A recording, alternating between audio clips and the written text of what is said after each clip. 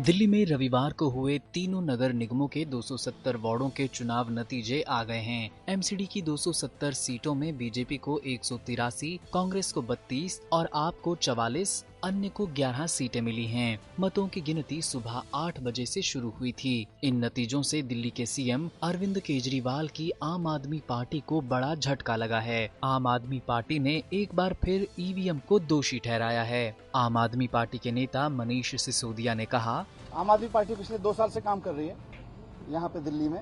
हमें लाख कमी हो सकती हैं, हमें उसको मंथन भी करेंगे, हमने हमेशा किया है मंथन।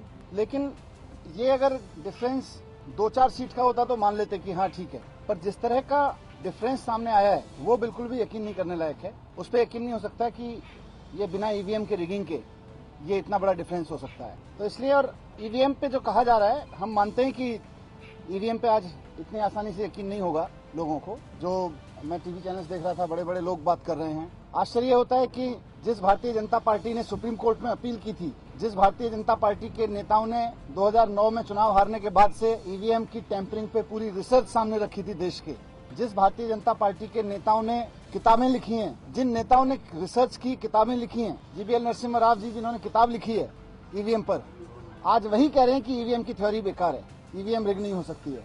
सुप्रीम कोर्ट में जाके वीवीपैट का आदेश लेने के बावजूद वो लोग कह रहे हैं।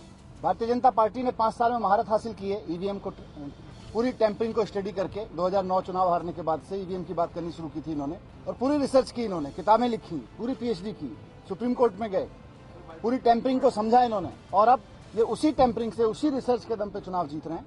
उसी रिसर्च के दम पे, उसी टैंपरिंग में जो महारत हासिल की, उसी के दम पे चुनाव ये लोग जीत रहे हैं। तो अब देखते हैं आगे लोकतंत्र में, क्योंकि सवाल सिर्फ आम आदमी पार्टी या दिल्ली का नहीं है। सवाल यह है कि अगर ईवीएम टैंपरिंग होती है, और इसलिए भी जरूरी है क्योंकि अभी तक ना उन तमाम लोगों ने जो ईवीएम के हमारे बोलने पे हाय तौबा मचा रहे हैं टीवी चैनल पर बैठ के, ना चुनाव आयोग ने, ना किसी टेक्नोक्रेट ने अभी तक भी इस बात का कोई जवाब नहीं दिया है कि भिंड में एक मशीन ऐसी कैसे सामने आ गई, ऐसी मशीन जब पकड़ी गई जहां कोई भी बटन दबाने से बीजेपी की पर्ची निकल रही थी, उसका टेक्निकल आंसर क्या है। धौलपुर में जो हुआ उसका टेक्निकल आंसर क्या है। राजस्थान से 5000 मशीनें क्यों लाई गई जबकि दिल्ली में मशीनें थीं।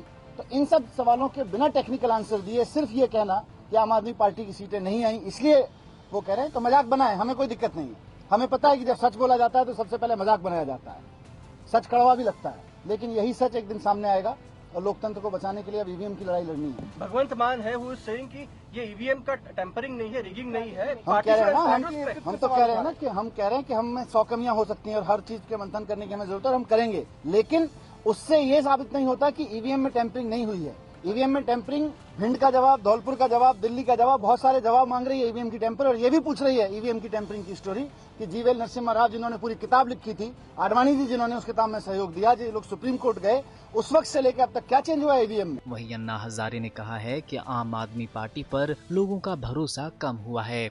बैठक में शामिल हुए श्रम मंत्री गोपाल राय ने कहा कि पूरे शहर में ईवीएम की लहर चल रही है। बीजेपी की जीत को ईवीएम लहर करार देकर राय ने भाजपाई जीत के सिलसिले को प्रधानमंत्री मोदी की लोकप्रियता से जोड़ने के सियासी पंडितों के प्रयास को नया मोड़ देने की कोशिश की। राय ने कहा कि ये मोदी लहर नहीं बल्कि ईवीएम लहर है। दिल्ली के अंदर जो परिणाम आए हैं, पिछले 10 साल से दिल्ली में एमसीडी के अंदर भारतीय जनता पार्टी सरकार चला रही थी, और पूरा देश और पूरी दिल्ली जानती है इस बात को कि 10 साल में एमसीडी में भाजपा ने भ्रष्टाचार का, डेंगू, चिकनगुनिया और गंदगी का अड्डा बनाया। लेकिन उसके बाद जिस तरह से चमत्कारिक जीत भारतीय जनता पार्टी को मिली है, वो ईवीएम लहर से ही संभव है। ये मोदी लहर नहीं है जिसको भाजपा चिल्ला रही है, ये ईवीएम की लहर है। जो उत्तर प्रदेश में, उत्तराखंड में, पंजाब में जो लहर चली थी ईवीएम की, उस लहर को दोबारा भारतीय जनता पार्टी ने ईवीएम लहर को दोबारा यहाँ रिपीट किया है।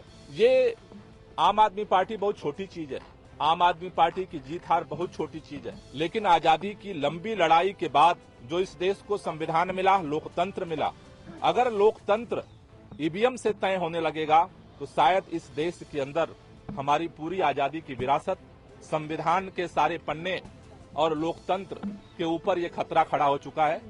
आम आदमी पार्टी अपने सारे चीजों की समीक्षा करेगी, लेकिन इस देश के हर नागरिक को इस बात को सोचना है ये जो ईवीएम लहर चलाई जा रही है, इससे इस देश को कैसे आजाद किया जाए, कैसे स्वतंत्रता संग्राम के जो विरासत है लोकतंत्र की उसको कैसे बचाया जाए, संविधान में जो लोकतंत्र की मर्यादा है उसको कैसे बचाया जाए, और खास तौर से एक नागरिक, एक मतदाता का जो अधिकार है उसको कैसे बचाया जाए, ये इस देश को अब सोचना पड़ेगा। और आम आदमी पार्टी इन सारे पहलुओं पर परिणाम आने के बाद विचार करेगी और ईवीएम के माध्यम से देश में एक तरह के अप्रत्यक्ष तानाशाही को लाना चाहती है। इसके बारे में आम आदमी पार्टी भी सोचेगी। गूगल प्ले और ऐप स्टोर से हमारी ऐप डाउनलोड कीजिए और सुनते रहिए टाइम्स न्यूज़ रेडियो।